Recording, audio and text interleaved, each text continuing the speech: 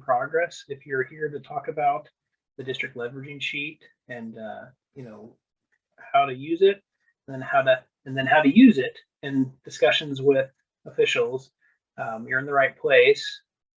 Today it'll be Laura Fribley and myself, Joe Schmees, speaking.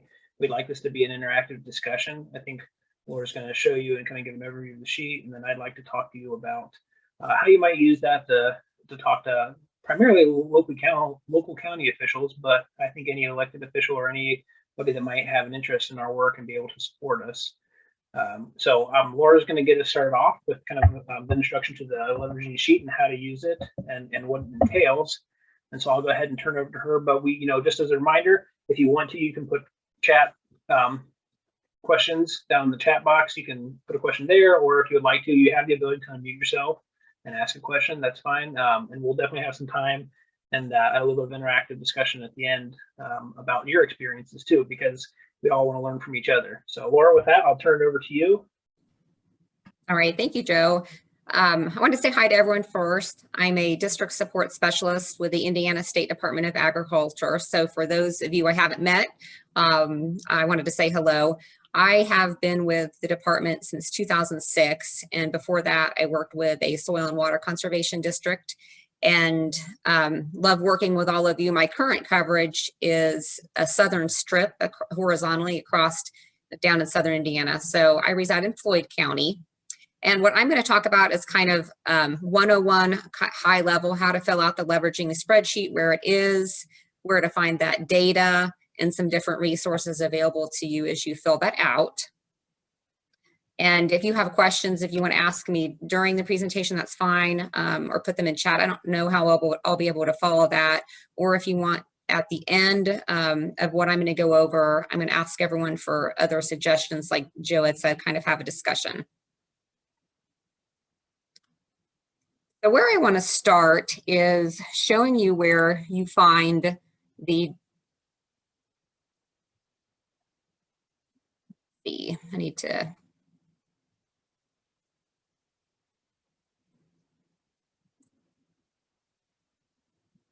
you pull up the right website. Where I'm going to start is where you find the leveraging spreadsheet. And what this is kind of it's on ISDA's website, and we have both the leveraging spreadsheet tool as well as an instruction sheet. So you should be able to see that now. I think I've got it. But this is, again, the district tools website. If you haven't been here, if you're new, this is a great resource for you. And for purposes of today, this is what we're going to focus on. So we have two documents. One is instructions for the leveraging local funds. So this isn't something that I'm going to go into in any detail today.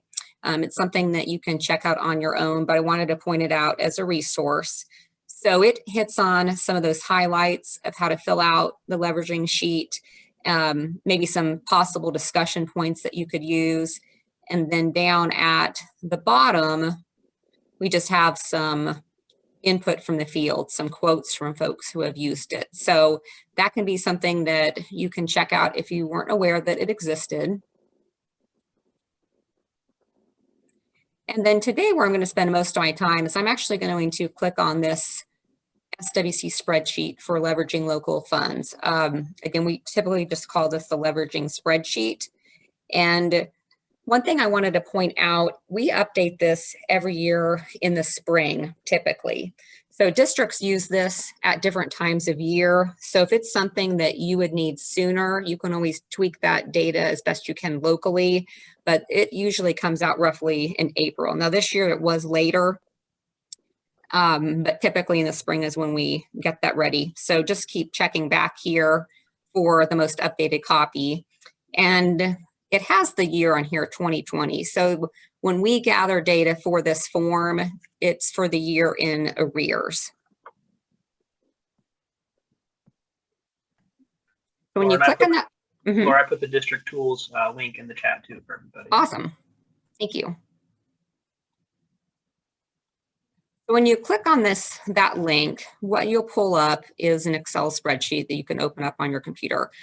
Is this big enough, Joe? Like, can you see Yeah, I can see it pretty well and see the Okay. cells. I think, probably depends on what device people are on. Can everyone else see that okay? Anybody have any issues? And just kind of a heads up to everyone, I cannot see the messages or anything. So yeah, Joe, if you could verbalize anything that folks are sharing, that would be great too. Absolutely.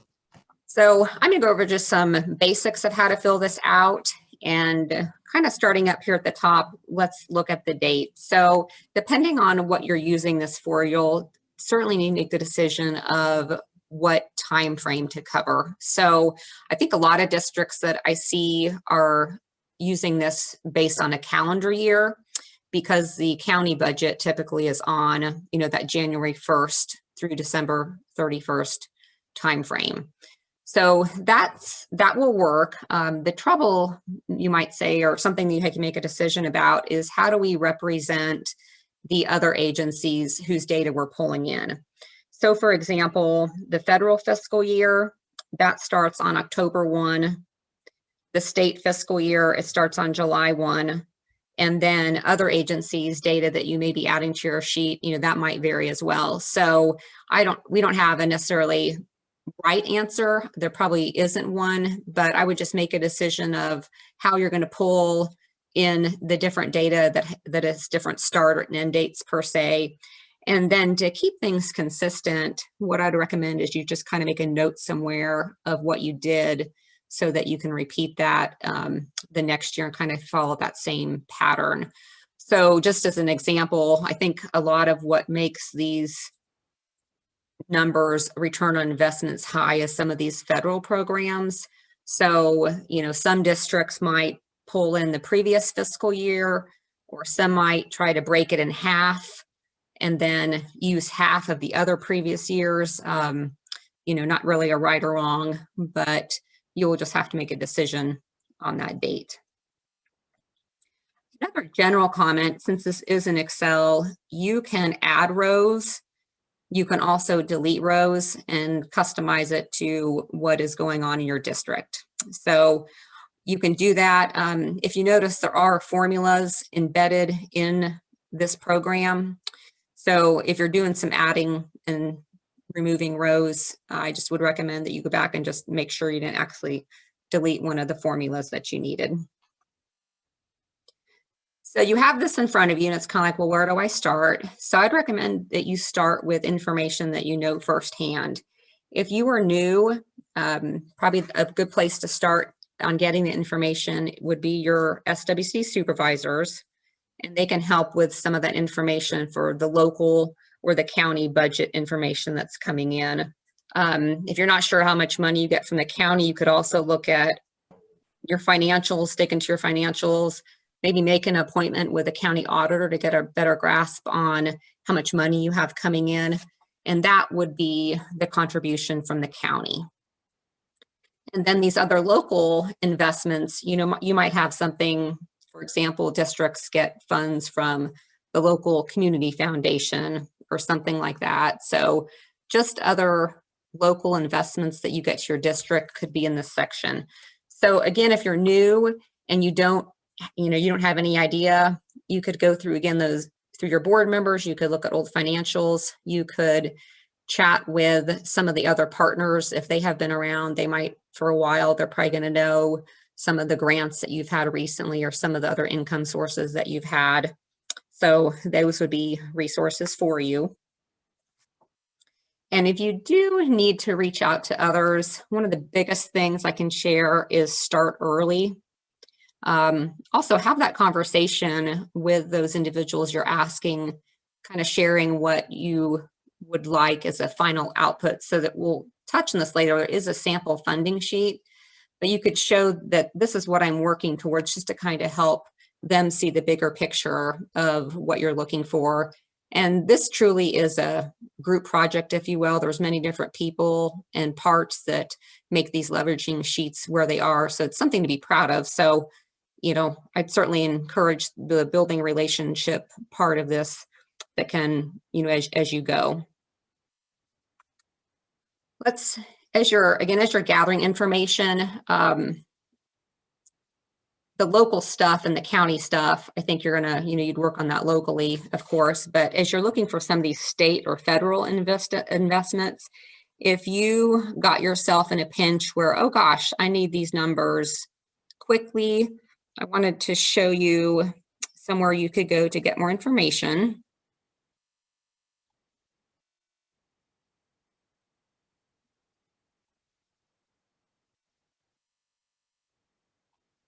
That is in conservation link. So down in the county level conservation reports, each county has what we kind of call a one-pager, if you will. And I'll just click on Hendricks. So Joe, what can you see? Is it the Hendricks County sheet? Yeah, I can see the Hendricks County sheet, yeah. Okay, so if you were in a real pinch and had to pull some numbers together quickly, these sheets do have information on them. Now, I don't know if you could, really accurately guesstimate exact dollars, but if you were in a pinch, again, this is available to you. So that might be one place if you needed something quickly where you get the data. And then another thing you can do if you need a little more detail and can't get that information locally per se, is you can also go and request that data from a form on Conservation Link. So I appreciate your patience as I switch screens here.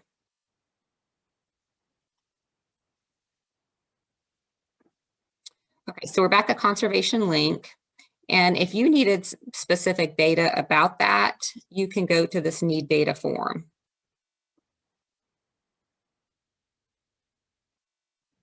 So on this data request form, you can fill out your name, your email. If for purposes of this, you'd want to request it at least a week in advance. And then you can fill this out as appropriate and then really be descriptive about what you're looking for. And ISDA can pull that information for you. So again, if you need something at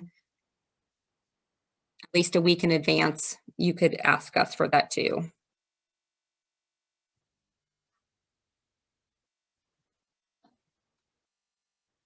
Okay, I'm going to go back to our spreadsheet.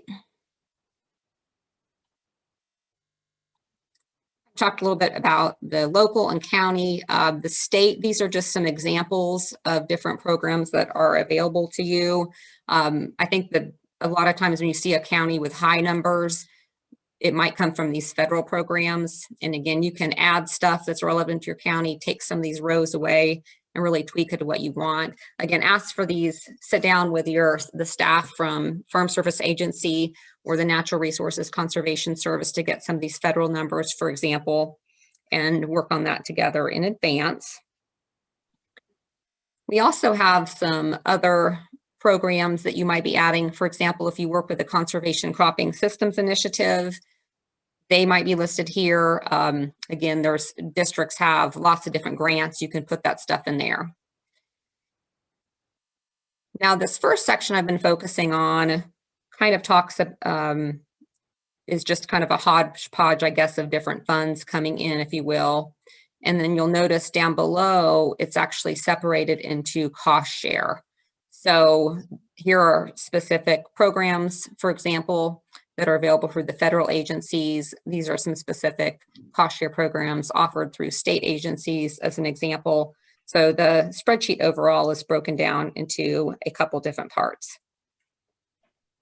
Now, when you get to the bottom, this is kind of what we're the ultimate end number, I suppose, in terms of return on investments. Another thing I wanted to point out is some districts get really high numbers and some districts get really low numbers. So I don't want, if you have a lower number, sometimes that's discouraging, or maybe you feel like, oh, I can't use this at all, we're not high enough. Don't let that low number bother you. This is for your county. And, even if you only have, it's a 1-to-4 ratio or something like that, be proud of that. And again, don't let a smaller number scare you away per se. Now, that being said, if you really are looking at this sheet and you think, I saw the county next door to us, I saw their spreadsheet, and they're a lot higher, and we're a really similar county. There's no reason why we can't have a higher number. You know, if you really feel like that, that might be a good place to start having some conversations with your board and your partners and just talk about, you know, is there something else that we could be doing to get our numbers higher? But overall, don't compare yourself to others.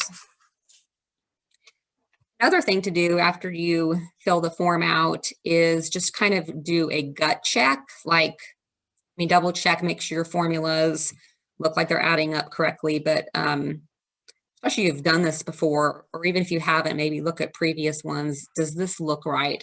And I had a district contact me recently who was like, something's not right. This number is always higher. So pretty quickly we were able to identify what was missing.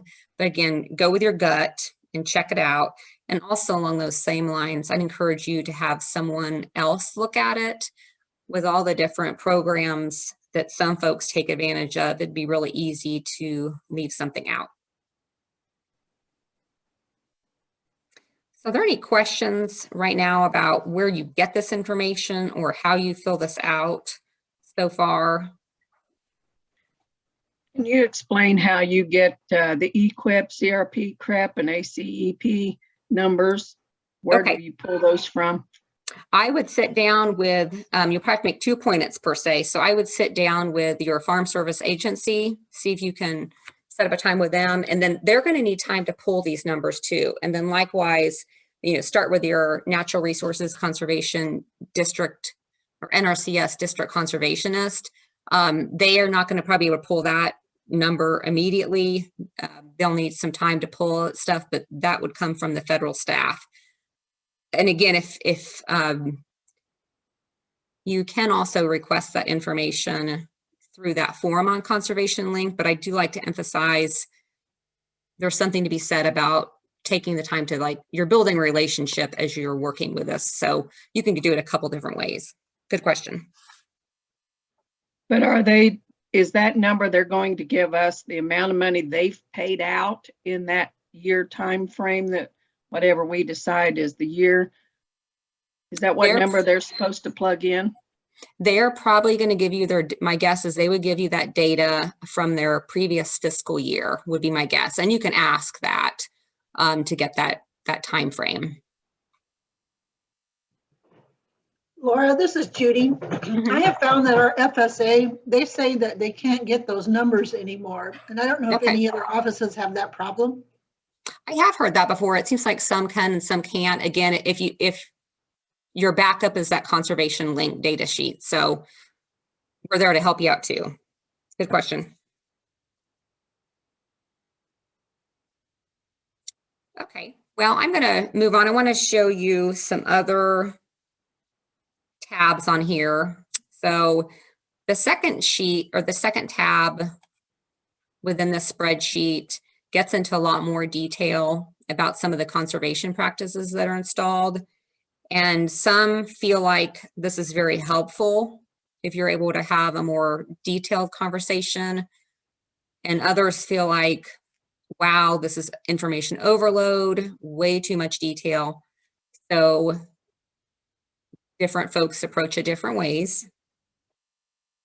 Actually, I'm going to go back. I forgot to show you something.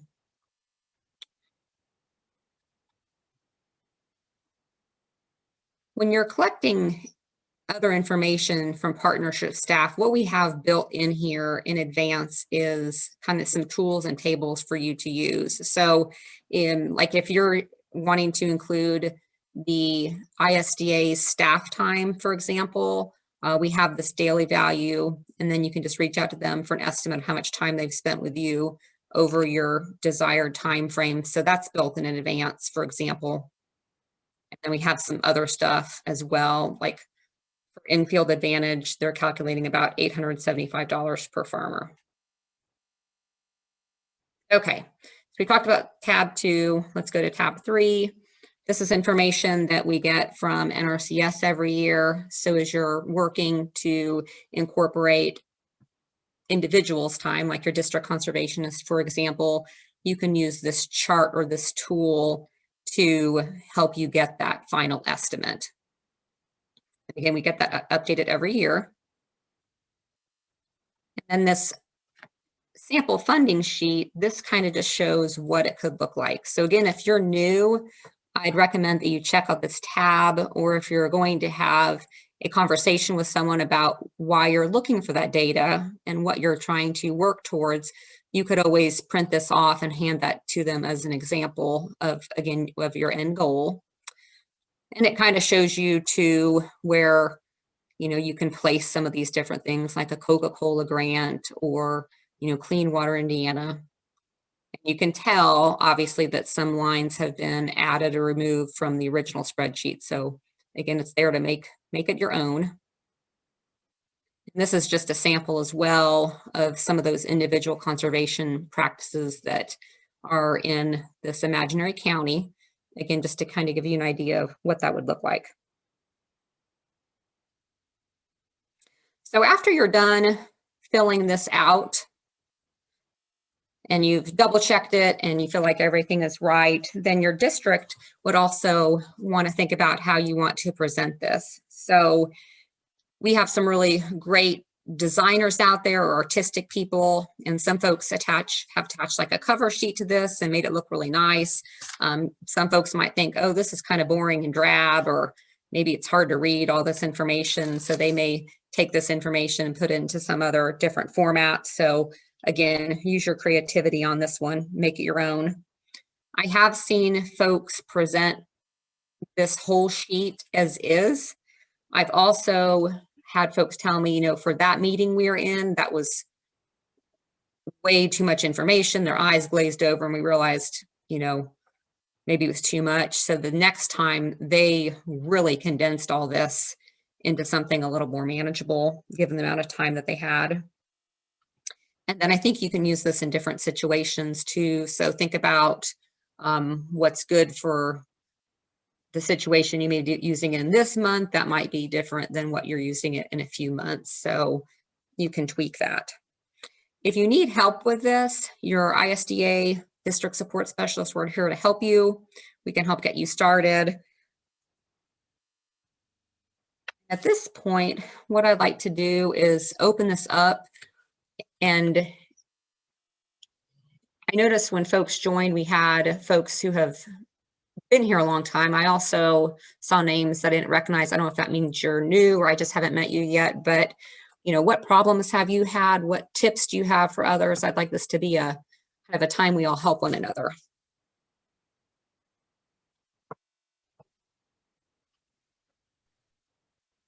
I know some people are hesitant to use the leverage sheet with the county council because they're afraid they'll show that they get too much money or whatever.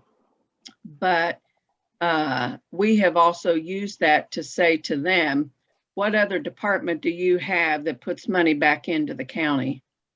So when they see that the money that we're getting, we're not keeping it, we're putting it back into cost share dollars that go out to benefit the landowners in the county. And in essence, if it's saving soil from getting in a ditch, it's saving the county from having to dig the ditch out. So the county does benefit from us using the funds that we get. And I don't think there's any other department that puts money back into the county like the district does. So that's how we use our leverage sheet. Yeah, that's a good point. And we have, and Joe's going to kind of get into how you use this thing, but I wanted to point out, I heard a speaker from the state of Washington talk about, they have a visual of their accomplishments through the year. And you could Google Washington Conservation District, and I'm sure you'll be able to find their annual reports per county, but they have a spot on that visually appealing sheet that shows work yet to be done or something like that to help counter that same question. They got that too. That's a good point. Thank you for sharing.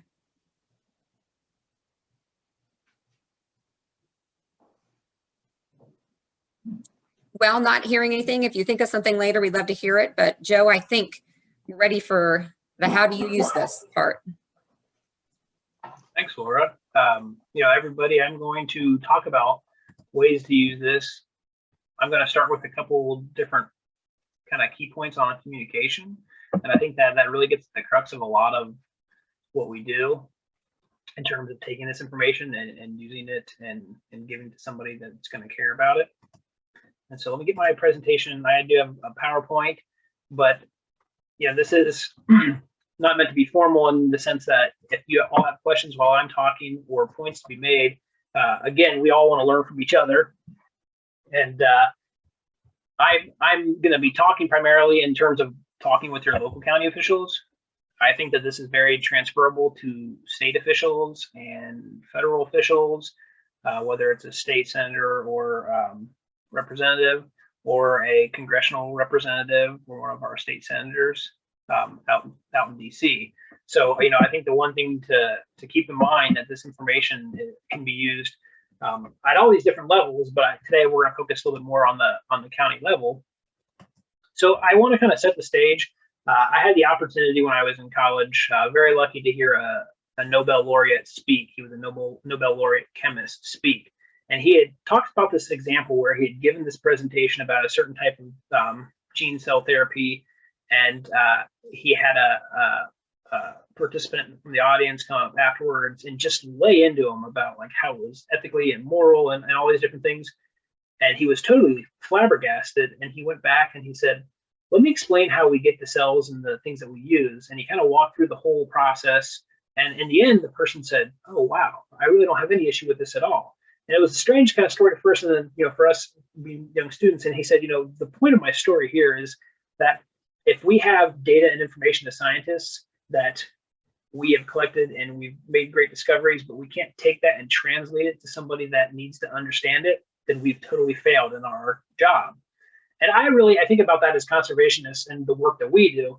If we do fantastic, great work, but we can't tell the folks that hold the purse and make the decisions about it and translate it into something that they can see and know about, then what we do, it's not useless, but we can't expand upon what we're already doing. So I think a big part of this is communication. So I'm just going to start out a little bit. And if you've attended any of our legislative trainings, you've probably seen some of these because they're really, like I said, transferable across all levels. And I think when you're having any kind of effective communication with officials, this is kind of some key points. And I put here in parentheses, setting the stage. So Laura mentioned, you know, at one point, like having relationships, and we'll get to that in a moment, but this isn't a one-time year thing. You know, you don't just fill out the leverage sheet, go before the county and say, hey, this is what we're doing, give us some money. You know, yeah, you can do it that way, but I think you're going to see not as positive results if you incorporate those officials throughout the year in communication. So, you know, you want to focus on when you're talking to a local official, keeping it local. Why do they care? Keeping it personal, and it's okay to talk about other things in the community and how you impact those types of things. I think Terry had a great opportunity to mention there when she's talking about drainage and, you know, how drainage impacts the county and how what you do impacts drainage. And keep it concise. Laura kind of referenced this and talking about, you know, not going into too many details if you feel like they're going to be lost. And I think knowing how to package the information is typically part of the difficulties of communicating things like this. But if you do your homework in advance or you learn from previous experiences and try to take that and find a way to package the information in the best manner, that's when you see the most result from your opportunities given to kind of talk about this information. So meet in person, not just at the official budget hearings, meet in person, make an appointment if you have to, if they're more formal, you know, earlier in the year, you know, call them, write them. And I think something about writing them, I think I have something here a little bit later, but, you know, information about events and successes that you've had, if you've won an award or anything like that, sharing that with your local county officials, you know, making them understand you want to have a relationship with them that they have pride in the work that you're doing. We know that you have pride, but how do you get other folks to be prideful in the work that you're doing to benefit the county? Invite them to events. And ask them for your support, you know, and ask them for their support outside of just the budget process. Ask them for support in an activity or an event, and then have a dialogue with them about, you know, what do they think about your work, and do they have advice on what you do? And I know some of you probably deal with officials that would rather not ask their advice, but making them feel part of the process, excuse me, is a way to kind of keep them close to you and the work that you're doing. I'm just going to fly through these. These are just regular tips for communicating in person, but I think it's important just to, because communication is so important and the way you represent the district and yourself and your board members, as board members, you know, how you represent the organization as well. If you made an appointment, you're on time. You're respectful of other time, of other folks, like officials.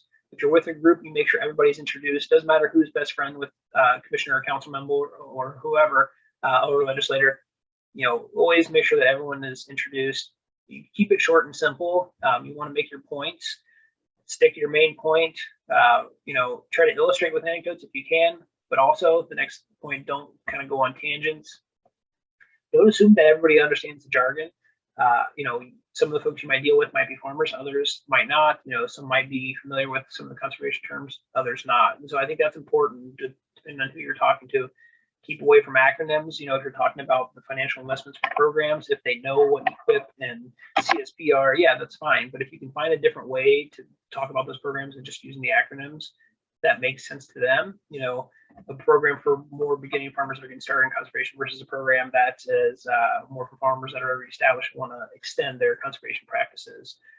You know, there are different ways to talk about the programs and the things that we are involved in. Don't pretend that what you don't know. You know, always offer to follow up with more information. But if someone asks you a question that you don't know the answer to, don't try to guess at the answer. Don't attack opposite sides of an issue. You never know when you're gonna, you know, you don't want to make enemies. And I think this kind of leads into the next one. You never know when you might need somebody on your side down the road. So I think that's something that, you know, always stick to positives when you're talking with folks like this. Try not to attack other programs. It's all right to highlight what you're doing in the county, but it's not a good idea to attack another county program, especially if you don't know where your local officials stand on that program. And always make sure you thank them for their time. And I said this a couple minutes ago, but really developing that relationship with your local officials. Make your presence known wherever possible. You know, if you're at other community county events, even if you're not on the clock for your job, it's all right to introduce yourself as, you know, Joe Schmees, I'm the executive director of the association. I might not even be there on behalf of the association, but if I see somebody that's important, I guess an example, I ran into the Speaker of the House at a Starbucks one time. Stopped by, said who I was, you know, thanked him for being my representative. And so I think that that's an example. Like you take the opportunity whenever you can to develop that relationship with your local county officials. So talk to other possible partners. Always be kind of talking to other organizations in the county, even those that may not seem to have conservation aspect to them. You know, you never know. I think it's just good to keep communication open with other organizations in the county. Take every opportunity to remind your local officials who you are and what you do. You know, always make sure to thank them, especially if they do provide halfway decent funding. You know, it's important to continue to thank them. Always be professional. And I say here, finally, practice makes perfect. And I think that when you talk to these folks outside of like a budget hearing or an official meeting, you know, it can be a little bit nerve-wracking. It might not be. You might have a relationship with them, you know, and I think that when I work on the state level, folks get really kind of nervous around state legislators, but they're really just normal folks. And the more that you kind of talk about what you do with them, the better you get at being calm and having just kind of a conversation. And then also, you know, talking about what you do with other people. Talk about it with your family. Talk about it with your neighbors. Talk about it with random folks, because you get different perspectives on what people understand and don't understand, and it gives you a different way of being able to communicate what you do. Again, with a relationship year-round, try to add their names to mailing lists, invite them to district events, especially if there's, you know, media or it's a bigger event. Introduce them at events and give them special greetings. Make sure you go over and say hello to them. Thank them for funding. I mentioned this that you already get, and attend county meetings regularly, not only at budget time. And this is part of that practice makes perfect. And I would recommend this if you're a supervisor or you have a supervisor that goes and presents on your behalf, but they don't typically go to like a county meeting. I think it's good for them to maybe have a practice run. So, you know, go to, you know, and some of them may be old hat at this, but I think that for example, for me, the more that I'm in the state house and I'm in committee rooms, and the more that I have the opportunity to see how things work, the more comfortable I am just being there. And so, you know, I think all of us can relate to going somewhere for the first time and how it can be kind of, you can get a little anxious because you've never been there before. You've never seen, you don't know what to do.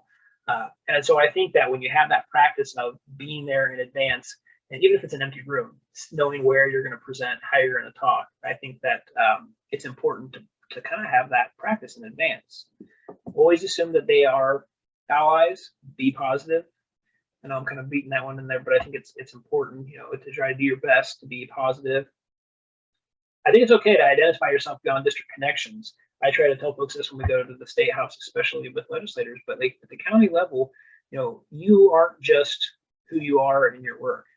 I will guarantee you that you are involved in other things in your community, whether it's civic groups, church, family business, school. So I think it's important to make connections with local officials about those different connections as well, because you're a dynamic person and you're a dynamic individual that works on difficult issues, but you have all these other connections to the community. And I think that when you can make a connection for yourself and for the district to other things in the community, it kind of builds camaraderie with the other county organizations and the county officials. And then I think be useful to those local officials. Okay, so like I get maybe an example is the new wetlands law. Wetland law has changed. County officials are like, well, what do we do now? You say, hey, I've heard about these opportunities, or I've been reading about it.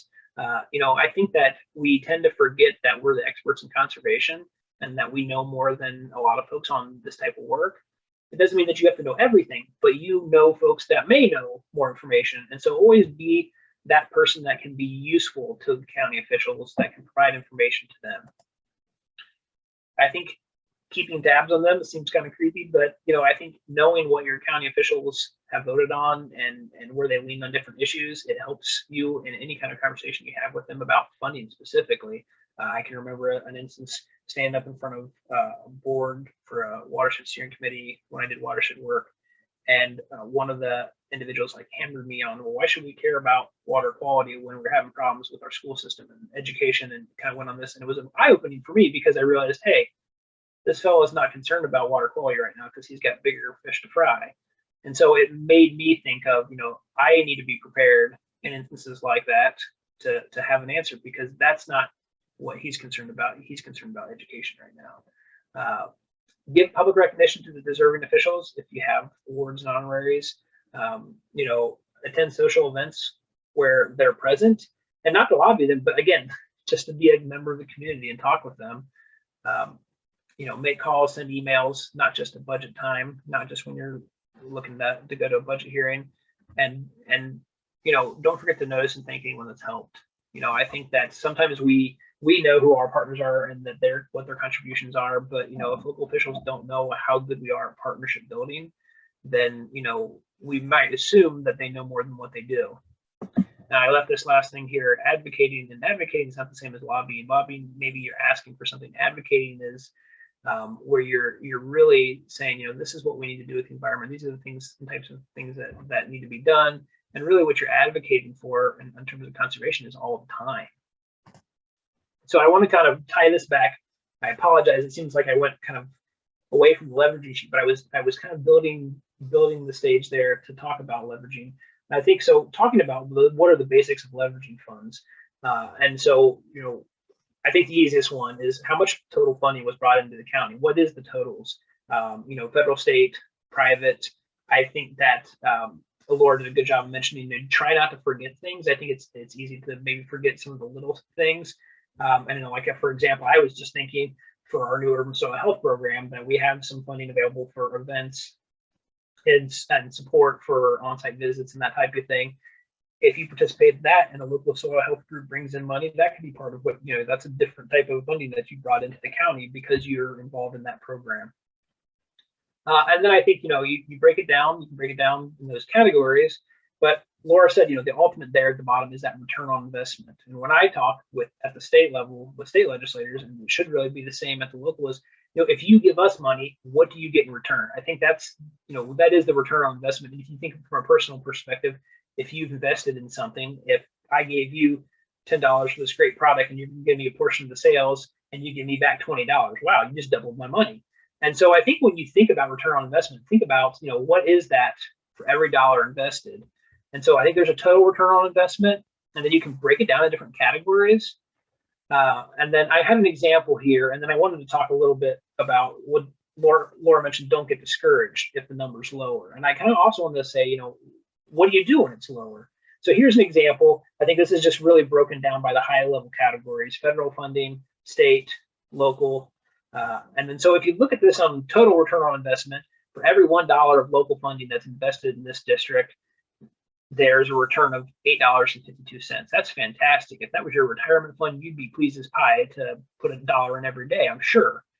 So, and I think when you take, I just use the example of a retirement fund. You know, I think when you talk about these things with folks that making budget decisions, you know, it's important to talk in terms like that, because they just see numbers, and I think Laura said it, glaze over. And so you have to find a way to hit home the message, and doing it in your own way, I think, is the best to try to do. And it takes practice. And so if you look at this, the federal, if we break it out by federal, that's $8.33 for every dollar invested. And so I wanted to go back and say, well, so what is it? So what if you have a lower return on investment? You know, state, for every $1 of state money, you guys are investing at $5.25. And I think you have to be careful about in what context you have that conversation, because maybe at budget time, you don't want to be like, well, you don't need more money, the state should give you more money. But I also want to point out that county officials talk to state officials talk to federal officials. And so I think that, you know, when it comes towards like state budget time, you talk to your county council and county commissioners, and you talk to your local partners and say, hey, you know, the state could be investing more in us based on what we're investing. Finding other points of leverage is a great opportunity. So I want to go beyond the basics. I think that we're focusing on the dollars and cents, the return on investment. But I think there is something to be said about the qualitative versus the quantitative. And so, you know, quantitative, it's a number, it's something that you can pinpoint, but there's qualitative. And I think a lot of folks talk about like intangibles that you provide from a county perspective. And I think that, you know, Landowners Assisted, you are working with county landowners across the spectrum that need assistance to kind of incorporate these things into their operation. You know, I think that having anecdotal stories about how you've really helped somebody out, especially if you've helped them out of a bind, I think those types of things are things to kind of put in your notebook for when you're talking about the budget, because it's just not about the money. It's also about what you do. And events and types of audiences. Are you reaching out to new audiences? I think some of the educational work that we do as districts with school systems is fantastic. And I think because, from my story earlier, your education is an important thing. I think if you make connections like that with your local officials, they see that you're more than just, you know, going out and sitting in someone's field and talking about cover crops. There's way more to what you do than just that. And then I think any opportunity where you have the place to point out something above and beyond, and maybe it's not something conservation related. You know, I think that if, say, there's some kind of big county project and they just need volunteers, and you volunteered to, you know, help out with landscaping on like a new exhibit or something like that, you know, I think that when you go above and beyond like that, it demonstrates that you're a partner in the community. And this, they don't just provide money for you to support conservation. They provide money to a part of the community that makes a difference. And so I think when we're talking about like at budget time, I mentioned this bringing back up, you know, bring your annual report. And some of you may already do this. I might be preaching to the choir on this, but bring your annual report. You know, talk about some of the tillage transect information, compare it against the state level. You know, we've had a big uptick in cover crops. Well, how does that look like in our county? Do we have room for improvement? And if you provide the support that you're already providing, and maybe more, could we do more? Conservation practices, loadings and reductions, I think that's also part of it. You know, highlighting positive trends. If you've done this over the years, if you haven't gone back and looked at, you know, what are we doing? Is there a story to be told that, like, you know, we're not having as much return on investment? We're consistent across the years. You know, every year we're bringing in a little bit more return on investment for what the county is providing to us.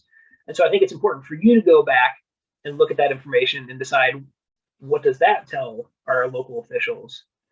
And then I think use others' data. I think that if you, and Laura already kind of alluded at this, but if you have counties adjacent and that type of thing that do similar work, but they have more county investment and they have more return on investment. You know, are there things that your county is missing out that they could be taking advantage of, just like your adjacent peers?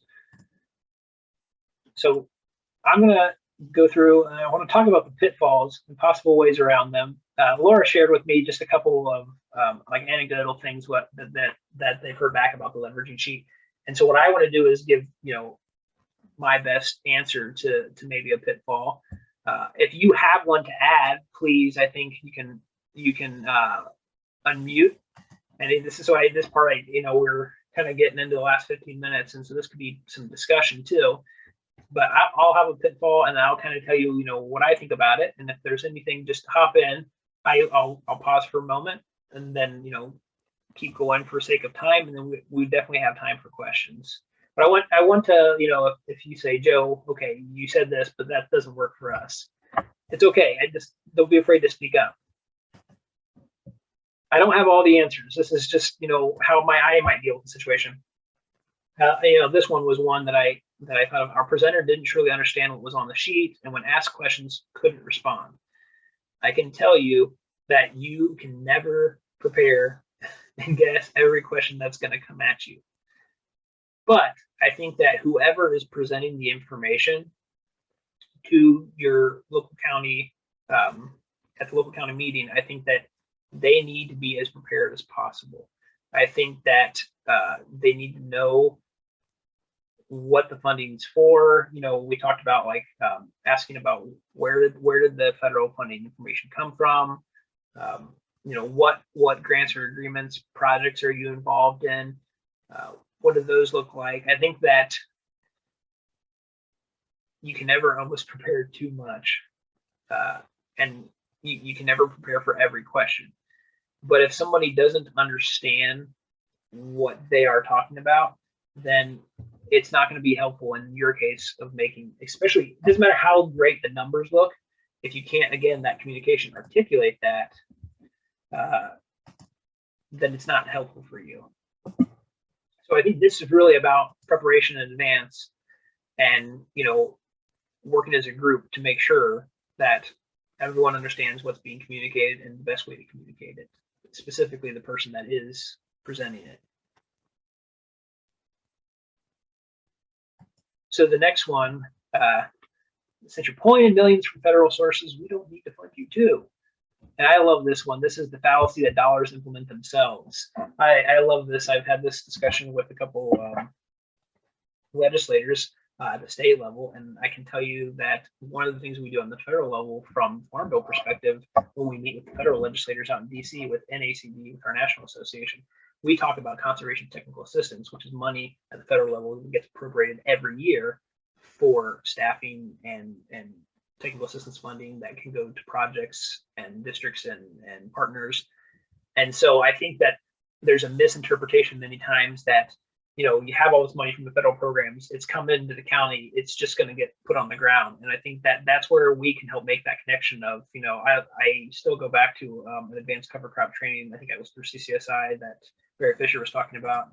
And the point there that he made was, you know, and we were talking about different cover crops and what rotations they might fall after, and what was the best cover crop after a particular rotation. And he said, you know, if you get it wrong the first time with somebody that's skeptical, and maybe not even someone that's skeptical, it's someone that's, you know, really thinking about incorporating cover crops. If you get it wrong and they have a bad year, you know, it's going to be years before you get them to come back in and talk to you again about cover crops. And his point was that it takes good technical assistance, good upfront working with this. And I've heard this from other instances, you know, if you just have money and you throw it at producers, they might put in cover crops and then that's it, you know, because they don't know why it's important to incorporate it into their operation. They don't understand all the benefits that they may see long term if they continue it beyond like the 2 years of funding.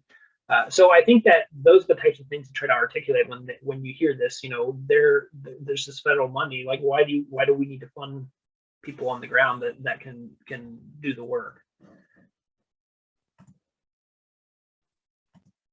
So another one is that the money doesn't actually come through the county coffers; it goes somewhere else. And I think that's, you know, I have a magician here, the disappearing money. You know, the county doesn't see it. Well, I think they forget that it goes to assist local landowners. It goes to typically probably local companies, that especially if there's hard engineered practices and that type of thing, that that the money is not just disappearing, that it ends up, and it, as we develop these practices and like a farm implements it, and I think this kind of bleeds into the next one, I think, as well. Why are we supporting federal programs and work with local funding and staff? I think that sometimes this is like, the county saying, it's federal program, what do we care about it?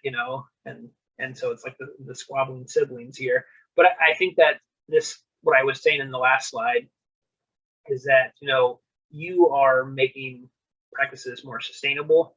You are maybe, over time, more sustainable practices lead to better soil health, lead to better, really, farmland over time. And I think we've heard that, like when we talked about leased farmland with the actual landowners, and talking about with absentee landowners, like, hey, if you have great soil health and you keep your land sustainable over the long term, you'll have better value. And so I think that's part of the discussion. I like Terry mentioned earlier about keeping money out of the niche. There's actually a couple programs in the state that's looking at ditch assessments. And should somebody that has no-till and cover crops pay the same ditch assessment if somebody's got conventional across the ditch? Because the no-till cover crop farmer probably isn't putting as much soil in as the conventional tillage farmer. So it's interesting. I think that, when you talk about that, yeah, these are federal programs and staffing and federal money, but it impacts the county. And I think that we have to be able to draw that conclusion for them. Terry, really like the example of keeping the soil out of the ditch, because I think that's, something that a lot of the surveyors deal with. The leverage data seems to be inflated numbers and misunderstood by those that perceive it. And I think that it's important to say that, yeah, they seem like big numbers, but when you look at it, like, in terms of the federal money and then really the state money being kind of static, these aren't inflated numbers. These are practices. And I think the other part, Laura mentioned the part of the sheet that goes into specifics about acres and the practices. I think that you have that supplemental information of, this is how many wasp cobs, this is how many acres of cover crops went in this year, this is how many linear feet of grass waterway went in this year. When you start outlining those types of physical practices and the numbers, and I like things like when ISDA puts it into terms of like football fields of soil this many feet high. When you can try to use some of that information and put it in a number that makes sense to them, then they realize like these really aren't inflated numbers. I read an article the other day about New Zealand wetlands, and people seem to not care, and they put it in terms of New Zealand's losing 14,000 soccer fields worth of wetland every year, even though they're mostly protected. And so that really got people's attention, because suddenly you had all the soccer fans upset that were also, realizing that that's a huge amount of wetland loss every year across the country. So putting it in a term of practices and the sheer volume of the work really doesn't seem to make those numbers inflated when you compare them side by side. And this one, I did chuckle about this. We mailed the spreadsheet, but they don't understand it. Probably maybe because I like Princess Bride, but keep using that word. I don't think it means what you think it means. And the thing is lost in translation. When we send folks information without any context, and we don't have a relationship, and they don't understand the work that we do, we can't ask them or expect of them to understand the information. And so it's important to draw conclusions for them. And I think that just handing somebody numbers in a spreadsheet, unless they're super involved with the work that you do, they're not going to understand it. And I can tell you that probably a lot of folks that are pretty involved in the work that you do, if you just gave them the numbers in a spreadsheet without the context, they're not going to understand it. So it's important to draw those conclusions and do the best that you can, and making that link for them and why these numbers are important. So I'm going to wrap up because I want to leave some time for a little bit of discussion, some takeaways. I mentioned at the beginning, do your homework.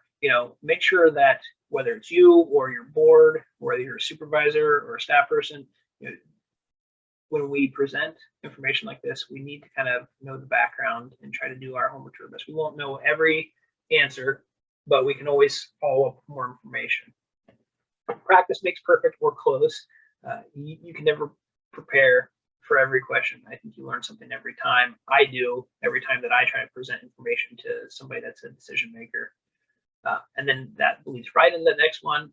Learn from past opportunities. If you struggled with something in the past, why did you struggle?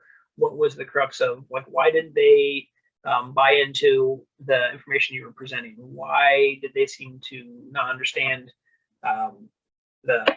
whatever it is? I think it's hard to articulate without a specific example, but learning from each opportunity is something that will help you perfect your presentation over time. Use the data to the best of your ability. There's a lot of information out there. If you have folks that you can get really interested, you can break data down in lots of different ways. And I think being creative about that is always an asset. Do your best to anticipate questions. Try to take, and this is part of that, knowing who your county officials are and what their priorities are.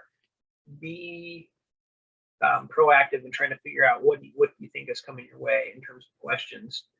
And then consider all the ways to demonstrate return on investment. Break it down. We talked about federal programs. If someone seems more involved, would they be interested to see like CSP versus EQIP? In terms of, but telling them why you care. Like, what's the difference between CSP and EQIP? What's the difference? If you have lots of CSP and little EQIP, does that mean that you've done a good job over time and you're bringing in more money for those farmers that have been doing it longer? What do those different numbers mean?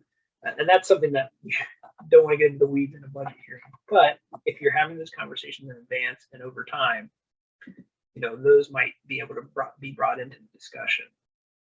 And again, develop those long-term relationships. Continue to work with them outside of the budget process. Use other opportunities to highlight your success. If you have newspaper clippings from a great program that you've done, send those to your county officials, and then be involved and be part of the action. I think this last one here is be involved and being part of the action. Is if you're going to take this information and present it, it's best to be involved as much as you can to be understanding and be able to take it and articulate it to somebody. So I'm going to stop sharing my screen. And I'm curious, we talked about just, those were some pitfalls that Laura had shared with me. Are there any of those that you've experienced, or any that I didn't mention maybe? What, I guess another Terry shared a positive aspect too. It's what's a positive thing that maybe that you've done with the leveraging sheet?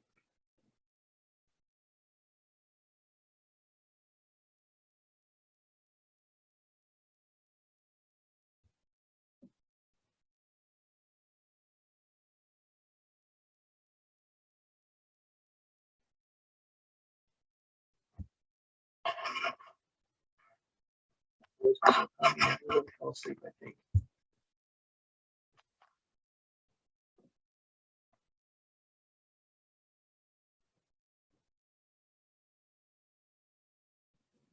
Joe, this is Laura. One additional comment that I had regarding the leveraging sheet is I had a county share one time that they felt like their officials were getting bored with it, or they'd seen it so many times it wasn't making an impression, and so they started tracking some other data.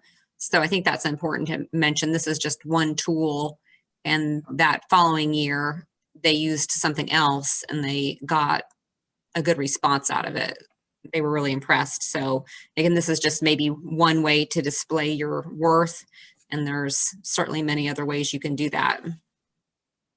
Yeah, Laura, I think it's a great point, not to compare elected officials at all different levels to children. But the longer I've been a parent, the one thing you realize, and I think teachers are great at this, you understand that children get bored over time with the same presentation of information. That's just how it goes. And I think teachers are fantastic at finding new ways to teach children things that have been around forever, but captures their attention. And don't say that Joe compared all of our elected officials to children, but I think we're all like that. I think that we struggle with the way information is presented, and if it's the tired same old hat, we zone out. I think we're starting to see that with virtual meetings. I think that it's harder the more that we're virtual to sit in front of a screen. And so I think that that's a great point, Laura. You know, any way that we can use additional information or bring things to be hands-on, you know, I think that's not that you could do this in a budget hearing, but when I talked to the rural caucus, I brought in a pot of cover crops and set it on the table in front of all the legislators. And then I used a short clip of Shannon Zazula doing a slate test. It was just his hands, but it was something different than that no one had put anything up on the big screen at rural caucus, at least that I had seen yet. And it just kind of captured their attention, and it gave me an introduction to what I was talking about in terms of conservation. And so I think that anytime that you can find unique ways to present information, you'll make more of an impression.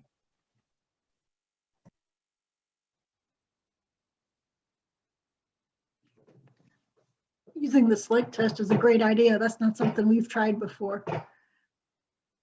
This is Judy. I was going to say that we have used the leveraging sheet in the past, and it tends to get really confusing to the officials. So we try not to use it at budget time, excuse me, because they're thinking, you know, bottom line dollars and cents, and that just totally throws them. So we use that well in advance of budget presentations, just to express our worth, I guess, our value is to the county, but we don't tie that into budget conversations. Thanks, Judy. That's helpful. You know, I think something that you said that struck a chord with me was that they're worried about the dollars and cents in the bottom line. And I think I've learned that kind of through my second state budget cycle, is that bottom line in dollars and cents, but what are the priorities? And so I think kind of keeping up on what's the priority for this budget. You know, what are the things? Is money tight? Is there more money to be had?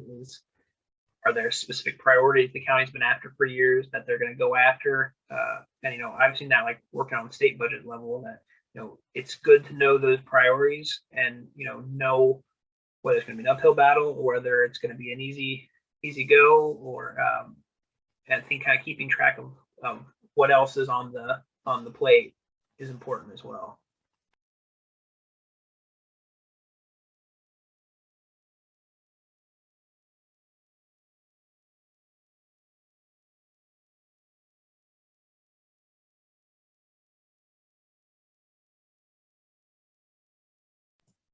Well, Laura, I don't see any more questions. If anybody has any last questions, otherwise I think I'll go ahead and stop the recording. You know, thank you everybody for being here with us today.